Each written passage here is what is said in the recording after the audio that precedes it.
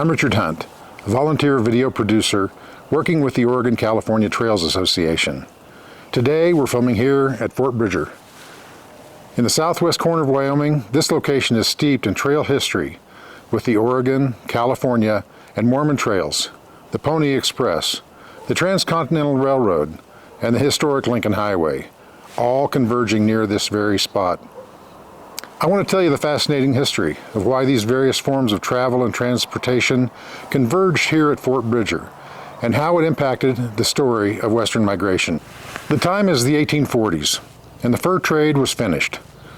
Mountain men who had survived the rigors of the wilderness, they're forced to seek new methods of employment. Migrant wagon trains were making their way west, so it was natural for the trappers and traders to make a living guiding and supplying for the rapidly increasing number of settlers passing through this way. Wagon repairs, food supplies, trail directions, liquor and ammunition, they were all available for a price. Jim Bridger was 39 and Louis Vasquez was 45, and they teamed up to operate a trading post to provide services to travelers. After unsuccessfully trying 2 other locations, Bridger finally found the perfect spot. As stated in a letter he dictated and sent to Pierre Choteau Jr., who was a wealthy St. Louis merchant and organizer of the fur trade, requesting supplies in December of 1843. I've established a small fort with a blacksmith shop and a supply of iron in the road of the emigrants on the Black Fork of the Green River, which promises fairly. In coming out here, they're generally well supplied with money, but by the time they get here, they're in need of all kinds of supplies, horses, provisions, and smith work. They bring ready cash from the States, and should I receive the goods as ordered, I will have considerable business in that way with them, an established trade with the Indians in the neighborhood. Of course, Jim Bridger was illiterate and couldn't write.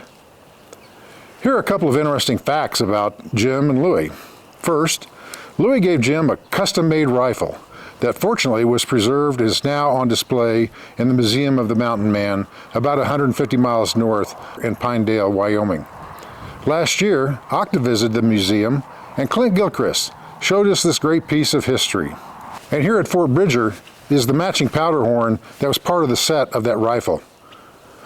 The story is that they were split up when they were put up for sale, and so 2 different people acquired them, but fortunately today the rifle is at the Museum of the Mountain Man, and the powder horn is here at the Fort Bridger site.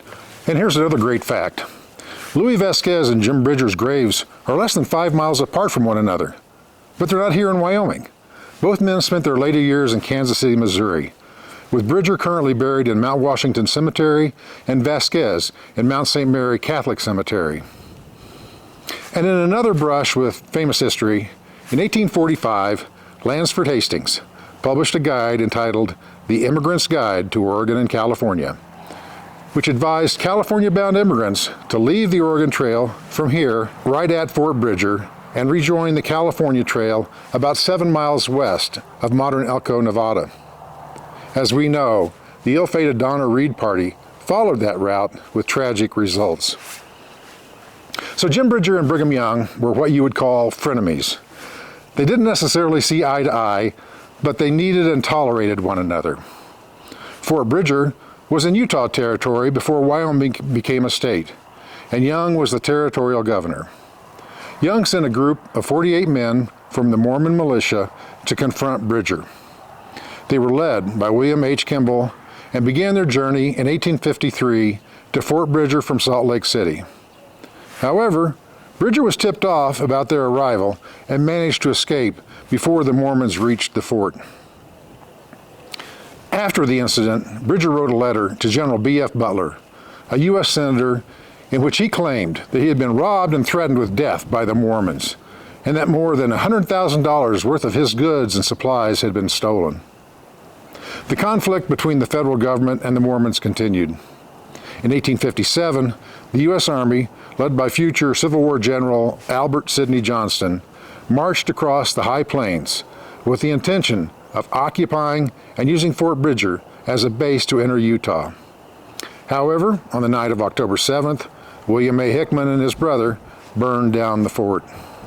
When the troops arrived at Fort Bridger, they found only the smoldering ruins enclosed by a square cobblestone wall, which is now known as the Mormon Wall.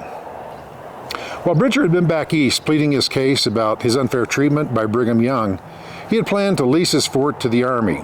Consequently, in 1858, Fort Bridger was designated an Army depot.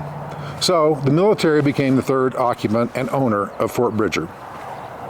The Union Pacific tracks, which were laid in 1869, had bypassed the fort by about 9 miles. So that reduced it to the historical landmark it is today and not a thriving metropolis. The Army closed the post in 1890 when Wyoming became a state, and the site entered its fourth occupational phase. During this period, it was known as the Milk Barn era. The 1888 barracks building was repurposed as a dairy barn. This phase coincided with the early years of the motor age. The recently restored black and orange cabins, which were originally built to provide lodging for travelers along the Lincoln Highway, also date back to this time. The Lincoln Highway was the first transcontinental highway in the U.S. and one of the earliest designated specifically for automobiles. Notably, much of the Lincoln Highway eventually became U.S. Route 30, which largely follows the path of the Oregon Trail from Nebraska to Oregon. The Historical Landmark Commission of Wyoming purchased the site of Fort Bridger in 1928. This marked the end of the fort's last period of occupation and the beginning of its museum era. The dedication of the fort as a Wyoming Historical Landmark and Museum took place on June 25, 1933. Currently, the military barracks at the fort are home to a museum that is operated by the Wyoming State Parks and Historic Sites Division. So much history in one place. Come discover yourself and discover your trail at Fort Bridger, Wyoming.